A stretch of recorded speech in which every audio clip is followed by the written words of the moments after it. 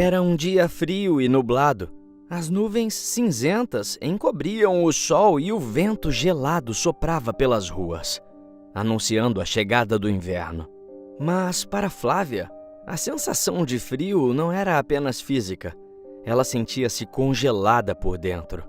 A mulher, de 30 anos, estava de luto pela perda do seu amado marido, Olavo, que havia falecido há alguns meses. Seu coração estava despedaçado e ela se sentia perdida em meio à escuridão.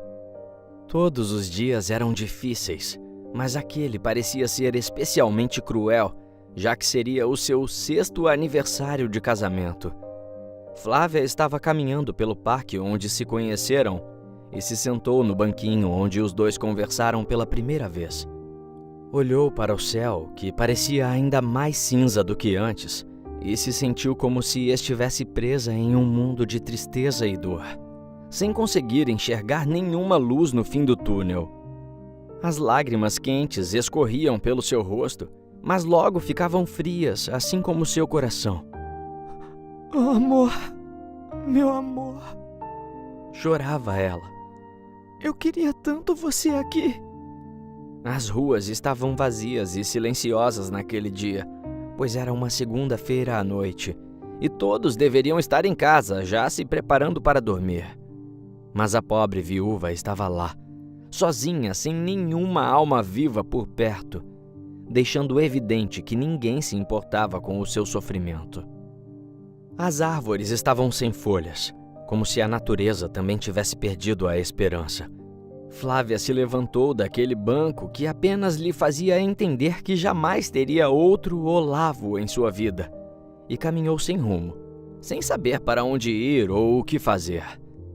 Cada passo parecia mais difícil do que o anterior, como se ela estivesse carregando o peso do mundo em seus ombros. Tadinha! Seus olhos estavam inchados e marejados de lágrimas, e a dor em seu peito era algo indescritível. Apenas quem perdeu seu grande amor sabe como é. A mulher não conseguia pensar em nada além de seu amado. Suas lembranças transbordavam em sua mente como um filme, mostrando momentos felizes que ela compartilhou com seu marido. Ela se lembrava do primeiro beijo, do primeiro encontro, das viagens que fizeram juntos, dos momentos em que riram e choraram.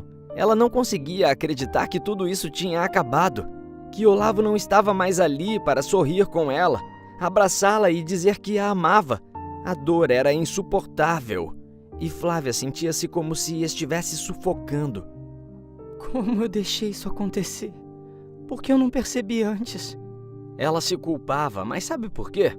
Bom, Flávia e Olavo eram um casal feliz e apaixonado. Ela trabalhava como médica oftalmologista e ele era um advogado bem-sucedido. Os dois tinham uma vida confortável e eram admirados pelos amigos e familiares por sua união e cumplicidade. Se conheceram um dia naquele parque, quando sentaram naquele banquinho e começaram a conversar todos os dias. Logo, os pombinhos não se desgrudaram mais e se deram tão bem que ninguém podia dizer que não foram feitos um para o outro. Apesar de terem uma boa condição financeira, Flávia e Olavo eram pessoas simples e acreditavam que o amor e a felicidade eram mais importantes do que o dinheiro. Eles gostavam de viajar juntos, ler livros e assistir filmes no sofá de casa. Porém, tudo mudou quando o marido recebeu um diagnóstico de um tipo raro e agressivo de câncer no cérebro, conhecido como glioblastoma multiforme. Esse tipo de câncer é considerado o mais agressivo e maligno dos tumores cerebrais. O tumor se espalhou rapidamente e um dia, após realizar vários exames, o médico entrou em sua sala com um semblante sério e triste e deu a notícia devastadora. Olavo tinha apenas 2 meses de vida. Aquilo abalou o homem profundamente. Ele ficou em choque, sem saber como reagir. Sua mente ficou embaralhada, tentando processar o que havia acabado de ouvir. Como Flávia vai reagir a essa notícia? Ele pensou. Ele sabia que ela o amava muito e que ficaria arrasada ao saber que ele estava morrendo. Então, após alguns dias de reflexão, Olavo decidiu que não iria fazer nada para retardar a doença. Nem quimioterapia e nem tomar nenhum remédio. pois preferia aproveitar cada momento que lhe restava ao lado da amada, sem as dores e os efeitos colaterais desses tratamentos. Ele sabia que a decisão não era fácil e que poderia acelerar seu processo de morte, mas ele preferiu viver intensamente cada momento que lhe restava, em vez de prolongar o sofrimento. E por isso, não contou à esposa sobre o câncer e nem sobre seu mísero tempo de vida. Ele não queria preocupá-la ou fazê-la sofrer antecipadamente, porque sabia que ela iria querer que ele se submetesse às terapias.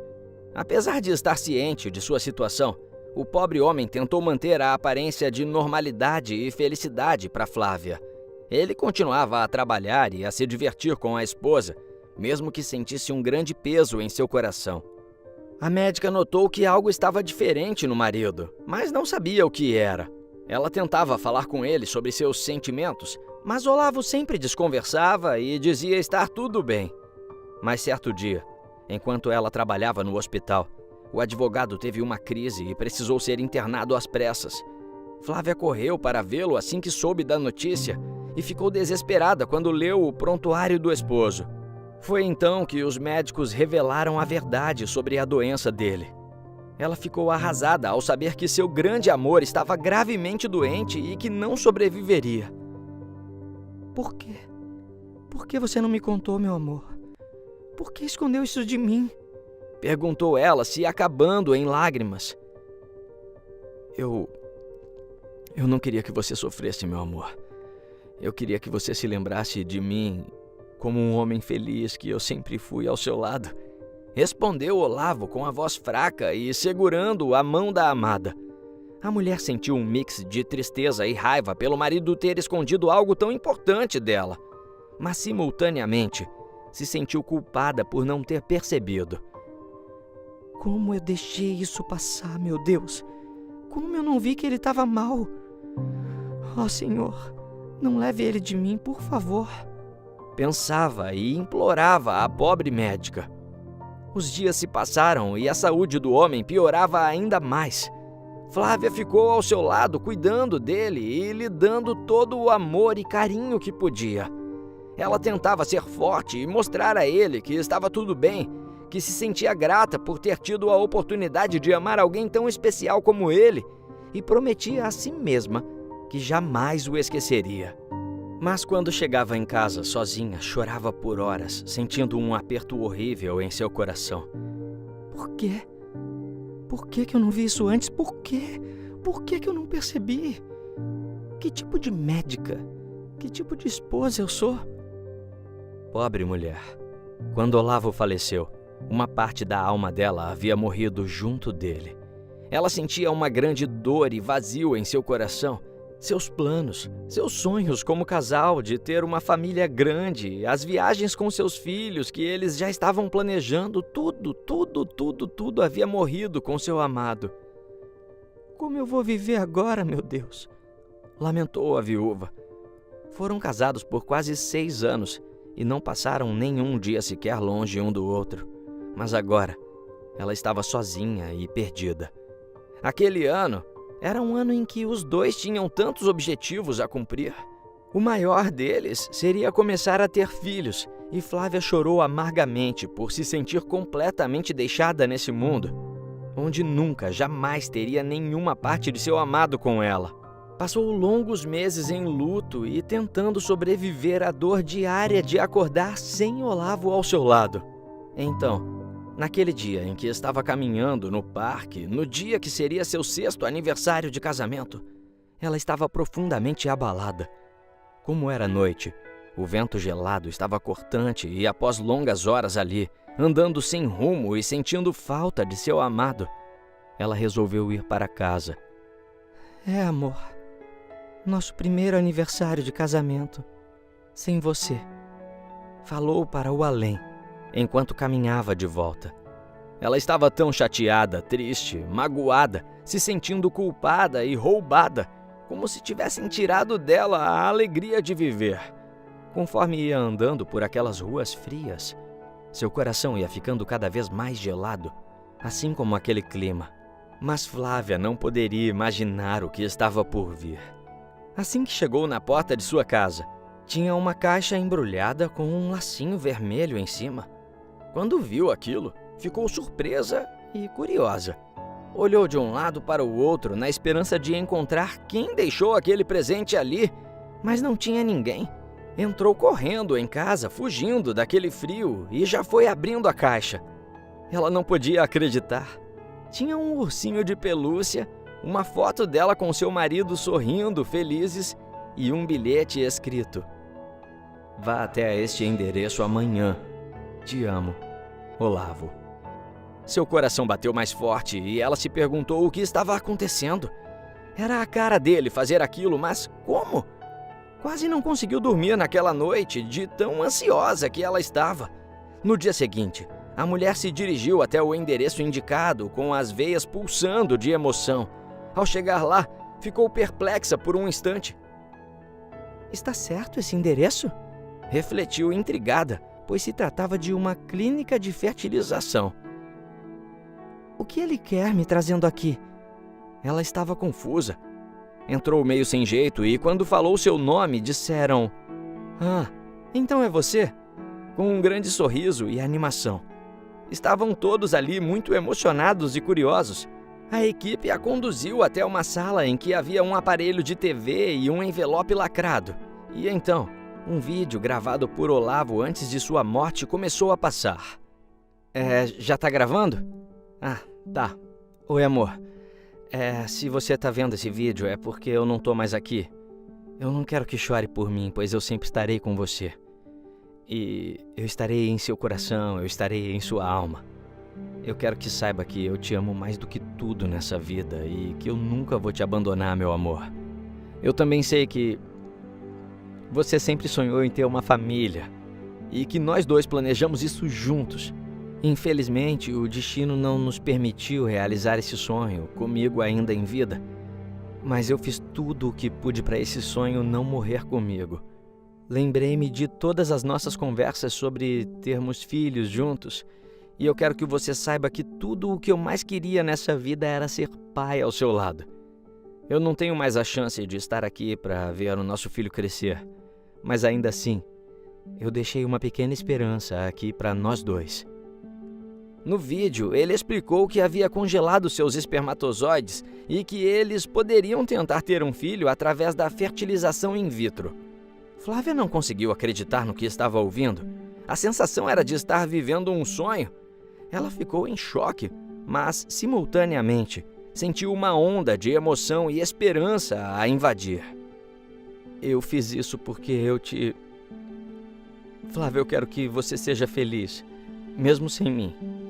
Eu quero que você saiba que o meu amor por você sempre estará presente, em cada canto da sua vida, e que essa é uma forma de continuar a nossa história juntos", disse o marido no vídeo.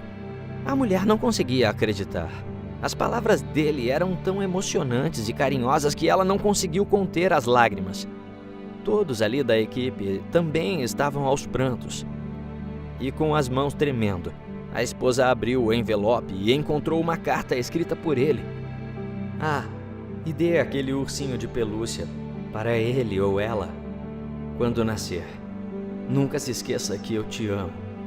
Seu Olavo. Oh, meu Deus! Flávia começou a chorar ainda mais enquanto lia as palavras de seu amado. Ela sentia tanta falta dele, mas tanta falta dele e de tudo que haviam planejado juntos. Então, a equipe da clínica, depois que alguns já tinham se recuperado daquela cena linda e tocante, explicou a ela todo o procedimento de fertilização in vitro. E a mulher voltou para casa ainda sem saber como lidar com aquilo tudo. Ela estava abalada e confusa.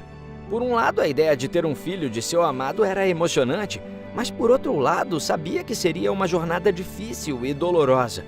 Precisaria lidar com a dor da perda de Olavo e enfrentar a pressão e julgamento da sociedade por sua decisão incomum de ter um filho com seu marido falecido. No entanto, decidiu que queria tentar. Ela queria honrar o amor que tinha pelo homem da sua vida e acreditava que eles poderiam ter um filho juntos. Então Flávia ficou com o coração cheio de esperança e, pela primeira vez em meses, sorriu e não se sentiu mais sozinha. estava pronta para começar a jornada de tentar engravidar com os espermatozoides congelados. Os meses seguintes foram uma montanha-russa emocional para a pobre viúva. Ela passou por exames e procedimentos médicos dolorosos, mas também se apoiou em amigos e familiares que a amavam. Ela sentia como se estivesse levando a vida por dois, por si mesma e por Olavo. Após ter tomado essa difícil decisão, a oftalmologista estava emocionalmente exausta. Ela queria tanto ter um pedaço do seu amado com ela, mas o processo de tentar conceber um filho usando o espermatozoide congelado do marido morto era um desafio enorme. Os primeiros meses foram cheios de consultas com médicos e exames para determinar se Flávia era uma candidata viável para a fertilização in vitro. Ela teve que passar por várias rodadas de injeções e hormônios para preparar o seu corpo para o processo de fertilização. Foi bem doloroso e cansativo, pois passava dias e dias aguardando as respostas dos exames e isso a deixava apreensiva. Muitas vezes, quando estava morta de cansaço, chegou a se perguntar se valia a pena todo o esforço, mas ela estava determinada a seguir e, finalmente, o processo de fertilização in vitro começou. A viúva prometeu a si mesma que se lembraria de cada detalhe daqueles dias. O medo que sentiu de não dar certo e não ser fértil. A ansiedade enquanto esperava para saber se a fertilização havia sido bem-sucedida. E seus dias intermináveis na frente do espelho, vendo se sua barriga já estava crescendo. Após algum tempo, quando Flávia finalmente recebeu a notícia de que estava grávida, ela caiu de joelhos e chorou emocionada e aliviada. "Conseguimos, amor! Conseguimos!" Gritou, olhando para os céus, imaginando se seu Olavo estaria feliz também. Mas isso não significou que seus desafios haviam acabado. Muito pelo contrário. Ela teve que lidar com julgamentos por parte de algumas pessoas maldosas que achavam que o que ela estava fazendo era errado.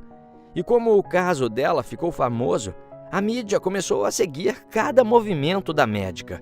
Diariamente chegavam mensagens em seu celular e a pobre mulher teve que enfrentar muitos comentários negativos nas redes sociais e nas notícias, que muitas vezes diziam: ela é egoísta ou louca por querer ter um filho de um marido morto.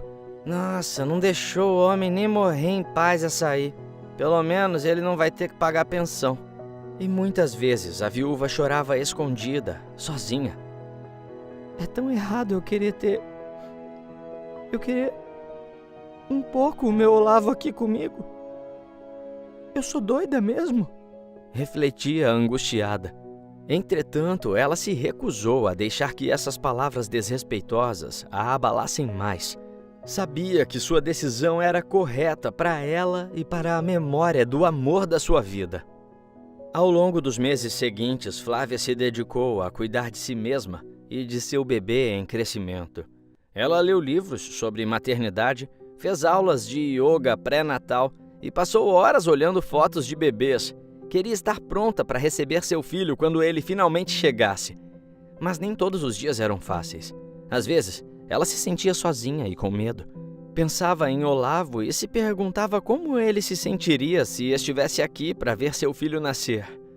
A esposa sentia tanta falta dele e da segurança que ele sempre lhe ofereceu. Porém, a médica, que agora seria uma futura mamãe, sabia que precisava ser forte por seu filho. Ela se conectou com outras mulheres que estavam passando ou que passaram pela mesma situação que ela e encontrou conforto em seus conselhos e histórias de sucesso. E finalmente, o grande dia chegou. Foi um dos dias mais emocionantes da vida de Flávia. Após meses de espera, finalmente ele havia chegado. Ela estava super ansiosa e também muito feliz por saber que seu maior sonho estava prestes a se realizar. Toda a equipe médica estava ao seu lado, dando apoio e ajudando no processo, e também seus amigos e familiares. Enquanto sentia aquelas contrações horríveis, por um momento se sentiu meio sozinha, com saudade imensa de seu marido, mas, em simultâneo, sabia que ele estava ali, de alguma forma, acompanhando tudo. Era como se a vida tivesse lhe dado uma segunda chance de ser feliz.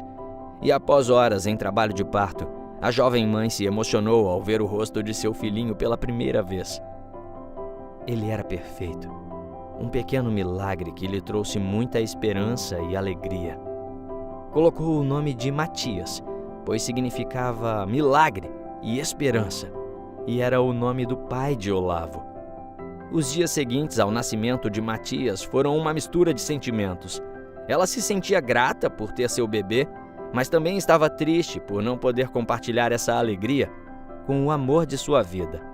Ainda assim, a oftalmologista sabia que ele estaria presente em cada momento da vida do filho, já que ela faria questão de fazê-lo existir em seu coração, e isso lhe trazia conforto. A notícia sobre o seu caso logo já era um fenômeno na cidade e nas regiões vizinhas, e a mídia começou a procurá-la para contar a sua história. No início, Flávia se sentiu invadida e exposta, mas com o tempo, percebeu que o que ela viveu poderia ajudar outras pessoas que estavam passando por situações semelhantes a manter viva a esperança. A vida seguiu, com suas alegrias, com seus desafios. Matias cresceu saudável, feliz, rodeado de amor e cuidado. Flávia encontrou uma força que nunca imaginou ter e aprendeu a enfrentar os desafios com coragem e determinação. E sempre que olhava para seu filhinho correndo pela casa, sentia a presença do marido que lhe deu uma nova chance de ser feliz. Com o coração cheio de amor e esperança, ela viveu seus dias felizes ao lado de seu pequeno milagre, até quando resolveu ir encontrar com o amor de sua vida, Olavo. Era um dia chuvoso e Júlia e sua mãe, Dona Serafine, estavam em casa. A senhora assistia a uma novela na TV, enquanto a jovem estava em seu quarto conversando por telefone com sua amiga. Ai, Bianca, você viu como o Enzo estava um gato ontem? Eu tô decidida a tentar algo com ele. Quero que ele fique caidinho por mim. Falou a filha da idosa sobre um rapaz que conheceu em uma festa há alguns dias e que frequentava os mesmos locais que ela e suas amigas iam. E continuou. Então, amanhã ele vai de novo no bar e eu vou chegar nele. Vou bem arrumada pra não ter ninguém lá mais bonita que eu. Eu quero... Ah, que goteira idiota! Nesse momento, uma goteira que tinha se formado no teto do seu quarto começou a pingar bem em seu cabelo. Ela ficou furiosa e gritou: Mãe, a telha tá pingando de novo! Aff! Acontece que elas moravam em uma pequena casa em uma das regiões mais pobres da Baixada Fluminense. Era em uma área propensa a enchentes e deslizamentos de terra, e sua casa ficava bem no encosto de um paredão. As duas tinham uma vida difícil e enfrentavam muitas dificuldades para se sustentar, já que não tinham uma renda fixa e nem parentes que pudessem ajudá-las. E por causa disso, o conserto da telha ficava totalmente em segundo plano. O ganha-pão da mãe e filha vinha de Júlia, que trabalhava em um bar chique em um bairro rico do outro lado da cidade. Mas como era um emprego de meio período, ela não ganhava o suficiente para cobrir as despesas da casa, de sua mãe, que era cadeirante a propósito, e para manter o alto padrão de vida que ela almejava, já que a maioria de suas amigas tinha dinheiro. Dona Serafine havia se tornado uma pessoa com mobilidade reduzida há alguns anos, depois de sofrer um acidente em seu antigo trabalho, que era uma fábrica de tecidos. Ela estava em cima de uma escada, operando uma das máquinas, quando uma peça se soltou e bateu com força em suas pernas. A queda lhe causou lesões graves e permanentes em sua coluna vertebral. A partir desse dia, a pobre mulher ficou paraplégica e passou a depender de uma cadeira de rodas para se locomover. O acidente acabou impedindo que ela continuasse trabalhando na fábrica e limitou bastante suas atividades diárias. E o pior é que foi demitida sem receber nenhum tipo de compensação ao seguro, o que dificultou muito sua vida financeira. Por causa disso, seu marido acabou abandonando Serafine e sua filha adolescente, que na época tinha uns 16 anos. Ele era um traste, muito agressivo e maldoso, mas era quem poderia trazer o sustento para casa. Assim, mãe e filha ficaram no sufoco. Então, Júlia começou a fazer alguns bicos para ajudar a mãe no início, mas depois de um tempo se cansou das responsabilidades e começou a negligenciar Serafine. Passou a gastar seu tempo e dinheiro com amigos e namoricos. Ela era uma jovem bonita, Mas sua beleza não a impedia de ser egoísta e insensível com a mãe. A garota se preocupava mais com sua aparência e sua vida social do que com a situação precária em que viviam. Conforme foi ficando mais velha, não se importava em deixar a mãe sozinha em casa por horas, sem conseguir fazer comida ou pegar água, enquanto ela se divertia com suas amigas que tinham melhores condições que ela. Agora, com 23 anos, a jovem só pensava em uma coisa: ficar rica. E isso não incluía ter que cuidar da idosa para sempre. Queria achar uma forma de ter a vida que sempre sonhou e se, apenas se, tivesse muito dinheiro sobrando, poderia até pensar em contratar alguém para cuidar da senhora. Caso contrário, a colocaria em um asilo e pronto. Apesar de tudo, Dona Serafine amava profundamente a filha e sempre tentava compreendê-la. Ela sabia que Júlia era jovem e que tinha seus próprios desejos e sonhos, mas também sabia que sua negligência estava colocando a vida dela em risco, já que a garota era inconsequente e se envolvia em várias roubadas para conseguir dinheiro. A bola da vez que Júlia tinha arrumado era um possível namorado que morava em um bairro rico da cidade. Como conseguiu um trabalho nesse bar chique, o rapaz então começou a frequentar e lá eles se conheciam a cada dia mais. Então, sonhando em viver uma vida mais luxuosa ao lado dele, a jovem queria conquistá-lo.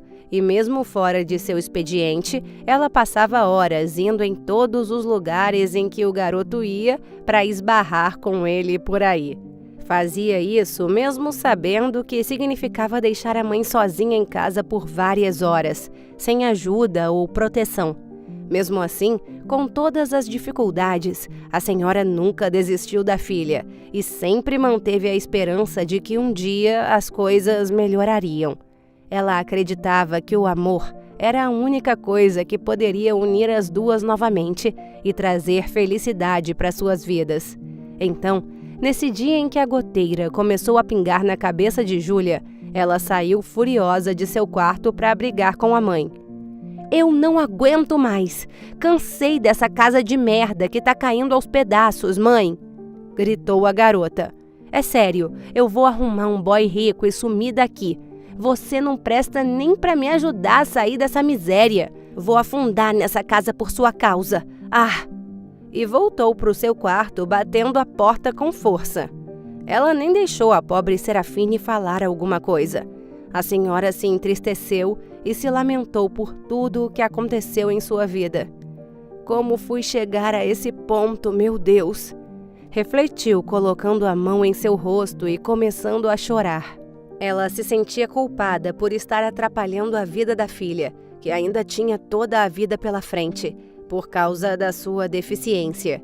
Se sentiu culpada e por um instante achou que não merecia mais amor, pois seria um fardo para quem ficasse ao seu lado. Foi então que começou a passar um comercial na TV sobre a Mega Sena, e a senhora pensou brevemente. Se eu ganhasse, resolveria tanta coisa. E continuou chorando, se sentindo muito mal. Mas então, quando ela ouviu Júlia gritando de raiva lá dentro do quarto, mais uma vez por causa daquela goteira, a senhora resolveu tentar a sorte, pois queria muito que sua filha tivesse uma vida melhor. Assim que parou a chuva, ela ligou para sua vizinha Inês, que gostava muito dela, e pediu para que a levassem em uma lotérica, onde realizou o jogo. Voltou para casa esperançosa e contou à filha. Júlia ficou possessa, pois o valor do bilhete era o que ela precisava para pagar a condução até o bar, onde ia encontrar o rapaz no outro dia. Você perdeu a cabeça, mãe. Gastou dinheiro numa porcaria de loteria sabendo que não vai ganhar nada. Era o dinheiro que eu ia usar para sair amanhã. Droga!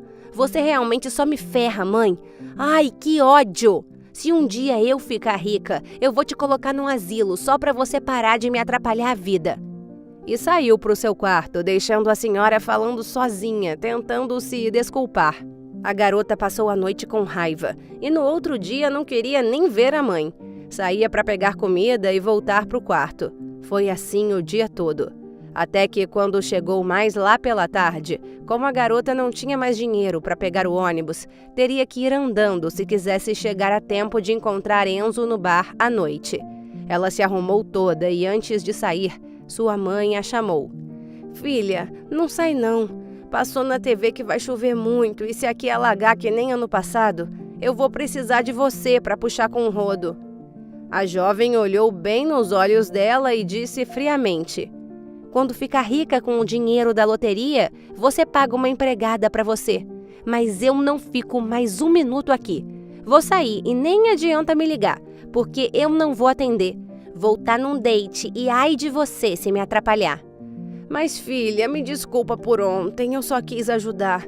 Só que hoje, se chover muito, você sabe que eu não consigo sozinha. Implorou Dona Serafine. Hã? Sabe o que eu vou ter que fazer?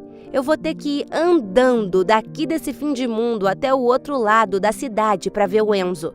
Vou sair agora para ir mais devagar e não chegar toda suada. Tudo isso por sua culpa. Então, se eu vou ter que ir a pé por sua causa, você se vira puxando o rodo sozinha. Até. Fui. Reclamou Júlia, que estava muito irritada. Ela então passou a mão na carteira da mãe, que estava em cima da mesa, e simplesmente foi embora. A dona ficou muito entristecida e chorou, se sentindo muito culpada por toda a desgraça que sua filha estava passando. Mas achava muita maldade a garota deixá-la naquela casa, sabendo que a água poderia entrar e que ela realmente precisaria de ajuda. No meio do caminho, Júlia viu a chuva chegar e andou mais rápido. Conforme passava na frente dos botecos no seu bairro, ouvia a previsão do tempo que estava anunciando nas TVs e soube que realmente iria cair uma chuva bem forte onde era sua casa. Até sentiu um pouco de pena da mãe, tendo que puxar o rodo sozinha com aquela água, mas sua raiva e indignação eram maiores. Continuou seu percurso e correu para não pegar chuva e chegar ao seu encontro intacta. Mas ela não poderia imaginar que aquele pé d'água iria colocar a vida de sua mãe em perigo. O céu escureceu rapidamente e nuvens carregadas se aproximaram, anunciando a chegada de uma forte tempestade. Júlia tinha esperança de que a chuva não fosse tão forte, mas estava enganada. Era bem mais forte do que os climatologistas previram. Quando chegou ao seu destino, a chuva havia se intensificado e raios rasgavam o céu, o que a assustou um pouco. Mas logo toda essa preocupação se foi quando viu Enzo, o rapaz rico, lá no bar. Eles começaram a conversar e logo o jovem estava muito interessado nela. Então a convidou para passear em um dos shoppings mais caros que tinha lá perto. Eles entraram naquele carro chique dele e Júlia não poderia estar mais feliz por seu plano estar dando certo.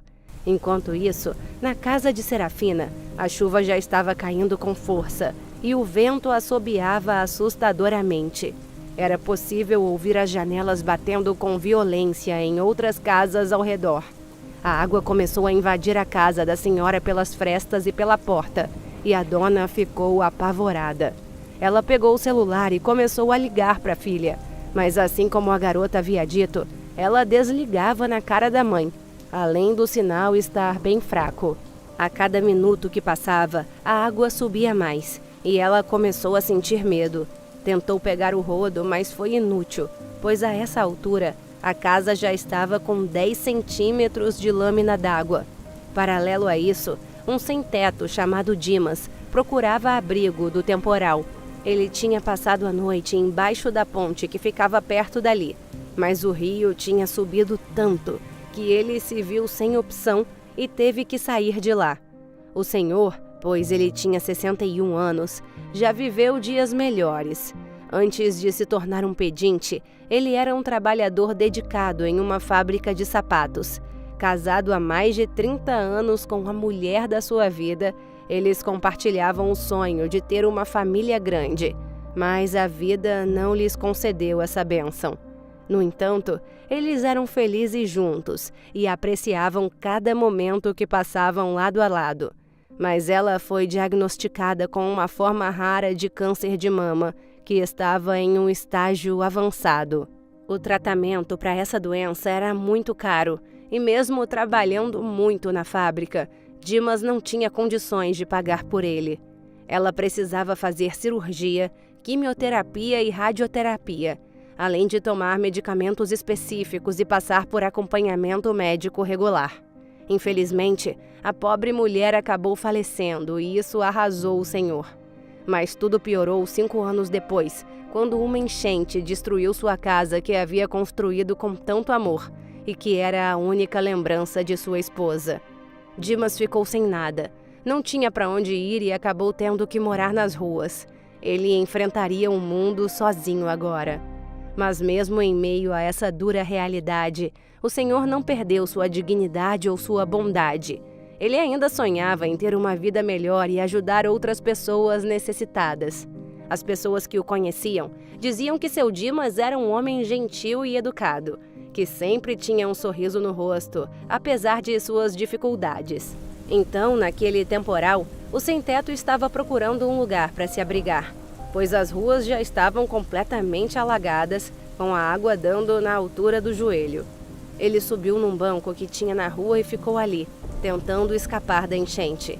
Enquanto isso, a água continuava a subir na casa de Serafine, ameaçando tudo o que ela tinha. Ela tentou se segurar em qualquer coisa que encontrasse, mas não podia se mover muito por causa da cadeira de rodas. Algum tempo se passou e a tempestade não dava trégua. A casa já estava completamente alagada e a água já alcançava a altura da cadeira da senhora. Ela se sentia completamente desamparada e sabia que, se não saísse dali logo, poderia se machucar. A situação parecia desesperadora, mas foi aí que algo ainda mais inesperado aconteceu. Como a casa ficava na beira de uma encosta, a pobre senhorinha começou a ouvir um barulho estranho, como se tudo estivesse rangendo. Imediatamente as telhas desabaram devido a um desmoronamento de parte do paredão e mais água caía sem parar dentro da casa da dona. Ela ficou apavorada e sabia que suas chances de sobreviver seriam mínimas se continuasse ali. Serafine, com toda a força de sua alma, conseguiu ir para fora da casa, mas foi aí que o pior aconteceu. A enxurrada da rua carregou a mulher que gritava e gritava por ajuda. Socorro! Socorro! E ela afundou. E quando finalmente conseguiu voltar à superfície, gritou mais ainda. Socorro! Dimas estava em pé em cima do banquinho que tinha encontrado na rua, observando aquela tempestade que caía sem parar. Não era apenas mais um dia difícil para ele, como as vezes em que não sabia quando a próxima refeição viria ou onde passaria a noite. Aquela enchente o lembrava de quando perdeu sua casa e tudo o que tinha. A água já batia em sua canela, cobrindo o banco por inteiro. Mas então ele começou a ouvir uma gritaria. Alguém precisava de ajuda. Foi aí que o senhor viu a Serafine sendo arrastada pela correnteza naquela rua alagada. Seu coração bateu forte e ele não pensou 2 vezes antes de pular na água para salvá-la. As ondas violentas o empurravam e puxavam, dificultando a aproximação, mas ele persistiu. Nadou com toda a sua força, sentindo a água gelada penetrar em sua pele e molhar suas roupas sujas e rasgadas. Finalmente, depois de muito lutar, o sem-teto conseguiu alcançar a idosa, que batia os braços desesperada, tentando ficar com a cabeça para fora na superfície, já que suas pernas não se mexiam. "Ei, aqui!"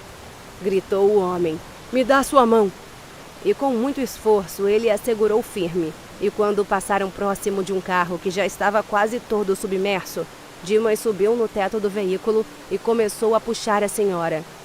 "Bate as pernas, dona, para você poder subir." Mas a senhorinha falou com pesar. "Minhas pernas não funcionam." Ele ficou surpreso, mas ainda assim a puxou com toda a força, e agora estavam seguros ali. A correnteza, ainda forte, ameaçava arrastá-los de volta. Mas Dimas não desistiu. Ele lutou contra as águas, segurando Serafine entre seus braços, para não deixar a mulher cair.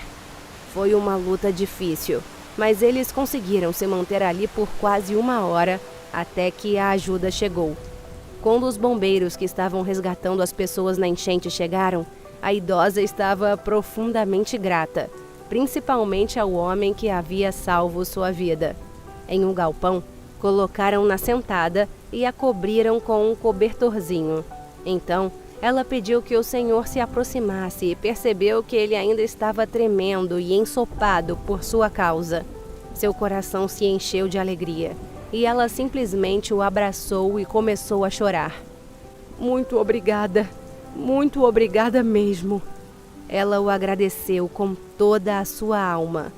Seu Dimas ficou tão surpreso com a atitude daquela mulher que ficou meio desconcertado, mas estava muito feliz, pois passou por cada situação de humilhação nas ruas e desde que sua esposa se foi, nunca mais havia recebido um abraço de ninguém. Todos o viam como um pedinte sujo, então receber um gesto tão doce e acolhedor como aquele, vindo de uma mulher que parecia não ter nenhum problema com o fato de ele estar todo maltrapilho e sujo, foi algo que aqueceu seu coração e fez o homem se emocionar. Não foi nada, dona. Eu fiz o que qualquer um faria, disse ele. Não, moço, não fariam não, falou Serafine com lágrimas nos olhos e sorrindo para ele. Ela continuou dizendo que não sabia como recompensá-lo, mas para aquele homem, as palavras gentis de gratidão que ela proferiu foram tão sinceras e tocantes que era o suficiente. Enquanto isso, durante toda essa situação, Júlia passeava tranquilamente com seu novo namorado em um shopping center luxuoso, completamente alheia ao sofrimento de sua mãe. Ela não imaginava que sua vida mudaria completamente. Quando voltou para o seu bairro, apenas no dia seguinte, pois dormiu na casa do rapaz, já era tarde demais. A enchente havia levado tudo e sua casa estava completamente destruída.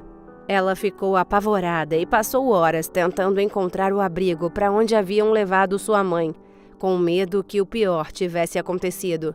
Finalmente percebeu que havia feito a escolha errada ao abandonar a idosa naquela noite, pois poderia tê-la perdido. Quando avistou a senhorinha conversando com o sem-teto, ela correu em sua direção e a abraçou aos prantos. Mãe, me perdoa, me desculpa, por favor. E abraçou sua mãe, apertando-a, sentindo um remorso terrível. A pobre mulher, ao sentir aquele amor que nunca tinha visto antes, correspondeu ao abraço e também chorou. Ela disse: "Oh, minha linda, é claro que eu te perdoo. Você é minha maior bênção, filha. Eu te amo muito." As duas ficaram ali por um tempo, abraçadas, e depois Dona Serafine apresentou o seu salvador. A garota o agradeceu profundamente pela bondade e o homem se sentiu muito feliz com o carinho das duas. Júlia estava aliviada por sua mãe estar bem. Quem diria que quase perder a única pessoa que lhe restava mudaria tanto a garota, né? Mas as surpresas não pararam por aí. Lembram da carteira que a jovem tinha passado a mão e levado embora quando saiu para ir ao encontro? Pois é, o bilhete de loteria estava lá, e não é que a senhora ganhou mesmo. Serafine ficou sabendo alguns dias depois que estava rica agora. Ganhou o valor de 3 milhões na Mega Sena e ficou perplexa quando soube. Boa como era, comprou uma casa em um bairro melhor para ela e sua filha. Deu uma quantia para sua vizinha Inês, que também tinha sido afetada pela enchente, e procurou aquele morador de rua e o recompensou com R$500 mil. Seu Dimas conseguiu uma nova vida e abriu um comércio. Dona Serafine agora desfruta de uma ótima condição que o destino lhe ofereceu ao lado de sua amada filha, que, por incrível que pareça, não se importa mais tanto com dinheiro como dá valor à sua mãe, pois entendeu que a felicidade verdadeira não se encontra em bens materiais, mas sim nas relações que cultivamos e nas pessoas que amamos. Numa noite silenciosa em uma cidadezinha do interior de Minas Gerais, próxima a Belo Horizonte, Marcos realizava sua rotina de patrulhamento como um devoto policial que era. A cidade estava tranquila como se estivesse adormecida e transmitia uma serenidade calma e possibilitava ao homem admirar as paisagens daquele lindo município. Ele olhava para as luzes cintilantes como se fossem estrelas no céu, e para as casas que pareciam ter tantas histórias para contar. E em meio a essa contemplação, sua mente começou a vagar em pensamentos mais profundos. Marcos se perguntou como seria ter uma família, com quem poderia compartilhar seus dias, seus momentos bons e ruins, alegrias e medos, e para quem pudesse voltar ao final de um dia longo e cansativo. Ele tinha 39 anos e sua vida como policial era solitária. Por causa do risco que corria diariamente, não se permitiu se casar ou ter filhos, pois perdeu o seu pai, que também havia sido um policial, em uma troca de tiros quando ele era pequeno. E crescer sem sua presença foi muito difícil, principalmente para sua mãe, que ficou arrasada e nunca se recuperou totalmente. Então, quando decidiu que seguiria os mesmos passos do homem que era seu herói, concluiu que seria menos doloroso se não tivesse uma esposa ou crianças a quem faria tanta falta caso algo ruim acontecesse. No entanto, ele sempre se sentiu incompleto sem alguém para compartilhar suas histórias, emoções e pensamentos. Marcos era um homem simples e trabalhador. Cresceu em uma família de classe média baixa naquela cidade mesmo. Seu pai era um policial e sua mãe trabalhava como costureira de vestidos de festa. Desde jovem, depois que perdeu seu grande amigo, seu pai, o rapaz sabia que queria fazer a diferença na vida das pessoas e ajudá-las a não sofrer com as dores que o crime podia causar. Se juntou à polícia assim que completou 18 anos e desde então era apaixonado pelo seu trabalho. Marcos era um dos poucos policiais na cidade que realmente se importavam com as pessoas que ele servia e protegia. Fazia questão de conhecer os moradores da cidade e de se envolver em atividades locais, como voluntariado em abrigos e eventos da igreja. O homem era conhecido entre seus colegas de trabalho como um policial corajoso e determinado, que estava sempre disposto a enfrentar situações difíceis e arriscadas para proteger sua comunidade. Certa vez, Marcos foi chamado para investigar uma ocorrência de venda de produtos ilícitos que estava acontecendo num beco, em um bairro mais afastado e perigoso. Quando chegou ao local, descobriu que os criminosos ainda estavam lá e que estavam armados. Em vez de esperar pela chegada dos reforços, ele, que na época tinha apenas 25 anos, decidiu entrar sozinho no beco e tentar resolver a situação. Foi se aproximando dos traficantes com cautela e tentou convencê-los a se renderem pacificamente. Porém, os bandidos não estavam dispostos a se entregar e iniciaram um tiroteio. Ele correu para trás de uma caçamba que estava ali cheia de entulho e se lembrou de seu pai e de como ele foi um herói combatendo justamente aquele tipo de gente. Marcos não recuou diante do perigo e enfrentou os criminosos com bravura. Em meio a todo aquele caos, ele conseguiu imobilizar um dos suspeitos enquanto os outros fugiram. Mas graças à coragem e determinação do rapaz, a polícia conseguiu identificar e prender os outros homens mais tarde. Fora do trabalho, o policial era uma pessoa simples e humilde. Ele não se considerava um herói, apesar de suas façanhas na linha de frente. Gostava de passar seu tempo livre lendo livros de detetive, assistindo filmes de ação e tentando desvendar mistérios. Tinha muito interesse em um dia migrar para o setor de investigação, então já estava se preparando. E assim foi seguindo, dia após dia, sem imaginar que o destino lhe daria uma grande surpresa. Naquela bela noite em que Marcos estava em seu turno fazendo a ronda pela cidade, ele seria colocado em uma situação da qual jamais poderia se imaginar. A noite estava escura e a brisa começava a esfriar. Ele parou o carro em um determinado local próximo a um parque onde poderia descansar um pouco e ler seu livro, já que sua próxima ronda aconteceria apenas em uns 20 minutos. Mas por algum motivo ele decidiu esticar as pernas e saiu do carro. Enquanto caminhava lentamente pelas ruas, observava o vento mexendo nas folhas das árvores e até sentiu um friozinho. Vai começar o inverno agora? Refletiu. Continuou andando e pensando sobre a vida, quando de repente ouviu um som estranho. Que barulho é esse? Pensou curioso e atento. Parecia vir de um local menos iluminado, onde ficavam as latas de lixo do parque. Com bastante cuidado e já sacando sua arma, ele decidiu investigar. Foi seguindo o som e, quanto mais perto chegava das latas de lixo, menos acreditava no que parecia ser aquele barulho. Não pode ser. Eu só posso estar delirando. Afirmava em seus pensamentos o policial enquanto se aproximava daquele som. Mas, para sua surpresa e infelicidade, ele estava certo. Assim que abriu a tampa, se deparou com uma cena que jamais esqueceria. Um bebê recém-nascido estava enrolado em um cobertor velho, tremendo de frio e chorando, angustiado. Marcos ficou tão chocado que não conseguiu acreditar no que estava vendo. Ele pegou o bebê nos braços e sentiu seu coração apertar de tristeza e raiva. Como é que alguém pode ser tão cruel e abandonar um serzinho tão pequeno e indefeso como você? Falou, olhando para o bebê e depois procurando, ao seu redor, qualquer sinal de movimento do suspeito por aquele ato. Porém, como não havia ninguém no parque, o policial imediatamente chamou uma ambulância e as outras unidades e cuidou do bebê até que os paramédicos e seus colegas chegassem. Enquanto isso, ele voltou correndo para a viatura, a fim de sair daquele frio e poder aquecer aquele bebê. No momento em que entrou no carro, não conseguia parar de pensar no que tinha acabado de acontecer. Marcos olhava para aquele bebezinho e, enquanto segurava o pequenino em seus braços, sentiu algo forte e inexplicável invadir seu coração. Era um sentimento de afeto tão grande que seus olhos se encheram de lágrimas por um segundo. Como puderam fazer isso com você?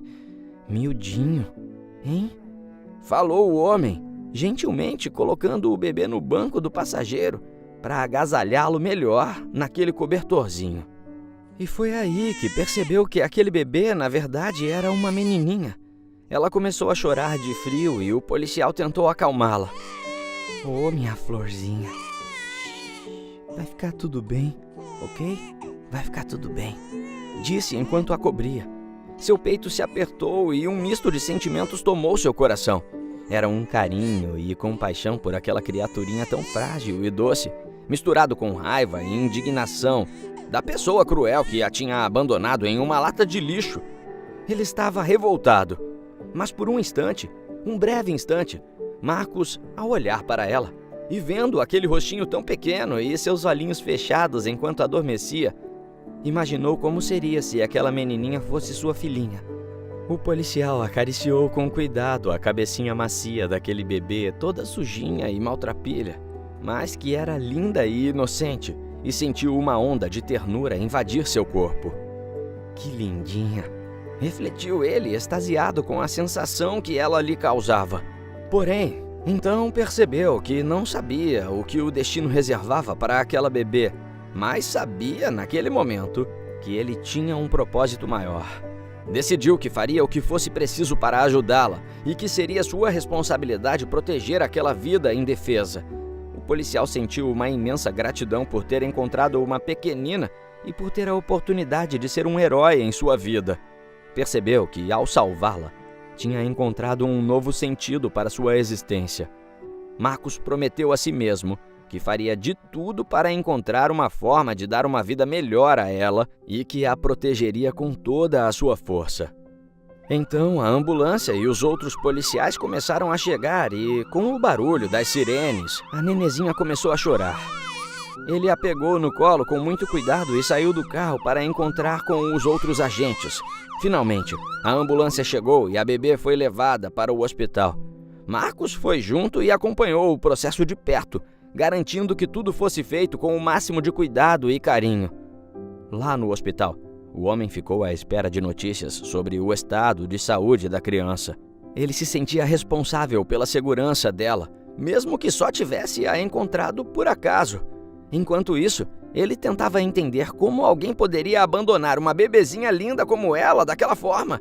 Se lembrou das histórias que lia sobre crimes e mistérios e agora se via envolvido em um caso real. Era apavorante, mas sua vontade de trazer justiça para aquela pobre menininha estava tomando conta de seu ser.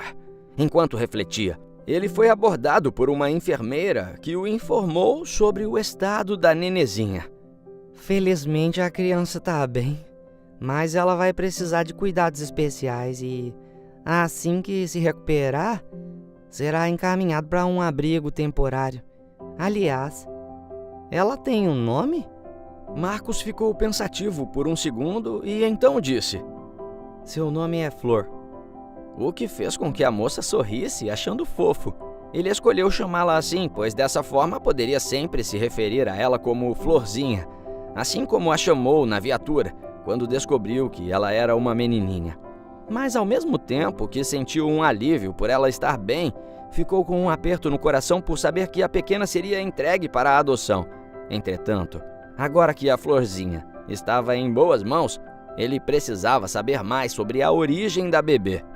Com a ajuda dos outros policiais que chegaram lá logo depois, eles pediram uma baixa de todas as mulheres que deram entrada naquele hospital nos últimos dias em trabalho de parto. Ligou para os outros hospitais da cidade e solicitou a mesma coisa, pois assim tentariam encontrar alguma pista sobre a identidade da mãe ou do responsável pelo abandono. Nos dias que se seguiram, Marcos continuou a acompanhar o caso de perto, por mais que não fosse da sua área. O policial estava tão intrigado com a investigação e se sentia animado. Ele fez o possível para se certificar de que a pequena Flor estava recebendo os cuidados necessários e a visitava sempre na maternidade. Ficava algum tempo com ela e até levou alguns presentes, como brinquedos e roupinhas. Como estava esfriando, Marcos comprou um conjuntinho rosa com uma touquinha felpuda que encantou o coração das enfermeiras quando vestiram a bebezinha. Que lindinha! Oh, gente, que fofa! Falavam, olhando aquela cena linda. O policial com a criaturinha frágil e singela nos braços. Marcos sentiu uma conexão tão especial com a pequenina enquanto fazia carinho em seu rostinho. Apenas olhar para ela já o acalmava. Ele se sentiu como um pai que olha com amor para sua filha e que se sente capaz de fazer qualquer coisa por ela. O homem se pegava imaginando como seria a vida ao lado dela, quais seriam seus primeiros passos, como seria o seu sorriso, e ele sentiu que algo mudou dentro dele e que, de repente, se via em uma nova perspectiva. Por um momento, pensou: e se eu adotá-la? Com ela nos braços, aquela ideia parecia cada vez mais certa e ele estava começando a ficar mais feliz. Entretanto, a esperança de adotar Flor se dissipou quando um casal interessado em criar a bebê apareceu. Eles eram jovens, responsáveis e tinham uma vida confortável. Mas como nunca conseguiram ter filhos, decidiram ficar com a menininha quando souberam do caso. Marcos ficou feliz pela possibilidade da bebê ter uma vida melhor do que a que ele poderia proporcionar, mas ao mesmo tempo se entristeceu em pensar que nunca mais haveria. Dias se passaram e ele continuou a visitá-la no hospital sempre, pois em breve ela seria levada para sua nova casa, em sua nova família. E finalmente chegou aquele dia em que Marcos se sentia confuso por estar triste e feliz ao mesmo tempo. Flor estava recuperada e seus pais adotivos a aguardavam na entrada do ambulatório. Haviam várias pessoas lá. Os policiais, investigadores, os médicos e enfermeiros que estiveram com a bebê durante todo o tempo. E Marcos, que veio carregando a pequenina nos braços pela última vez. Não chora, Marcos, não chora, pensou o homem emocionado. No entanto, para a surpresa do policial, assim que ele entregou a bebezinha para os pais e perguntou qual seria o nome dela, eles disseram: o nome dela vai ser Flor. Ele sentiu um aperto tão grande no coração e uma gratidão que não sabia explicar. E então se despediu da bebê com lágrimas nos olhos, sabendo que ela estava em boas mãos. Então ele deixou o hospital e voltou para sua vida, sua rotina de trabalho. Mas o pensamento e a saudade de sua Florzinha continuavam o acompanhando. E agora, mais do que nunca, se sentia determinado a encontrar o responsável pelo abandono e levar justiça à Flor. Entretanto, para sua indignação, o departamento policial o avisou que tinham encerrado o caso, já que a garotinha estava segura e com uma nova família. O homem ficou revoltado, mas como era da equipe de tráfico de substâncias ilícitas e não de investigação, teve que apenas aceitar esta decisão. Então, 23 anos se passaram, O policial Marcos estava com 62 anos e continuava sem família, mulher ou filhos. Dedicou todo esse tempo à sua carreira e motivado a nunca mais deixar algo como aquilo acontecer e nem deixar que fechassem um caso ainda não resolvido. O senhor foi subindo na hierarquia da polícia ao longo dos anos e acabou se tornando o chefe da área de investigação. Era visto como um renomado investigador e, durante todos esses anos, solucionou diversos casos como assassinatos, roubos, tráficos e até mesmo crimes organizados que deixavam a sociedade perplexa. Sua dedicação e habilidade para resolver os acontecimentos eram notáveis e muitos o consideravam um verdadeiro herói. Mas por trás de toda essa fachada de coragem e astúcia, havia uma ferida aberta em seu coração que nunca havia cicatrizado completamente. A lembrança daquela bebezinha abandonada no lixo, que por um breve instante imaginou ser sua filhinha. Essa imagem ainda assombrava seus pensamentos e o investigador se perguntava se a pequena Flor estava bem e feliz com sua nova família adotiva, pois sempre se questionou o que teria acontecido e como teria sido sua vida se tivesse a adotado. Ele seria mais feliz? Ela o amaria como pai? Estaria uma moça hoje e ele teria alguém esperando por ele quando voltasse para casa? Tudo isso sempre passou pela sua cabeça, mas o pobre senhor mal podia imaginar o que o destino lhe reservava.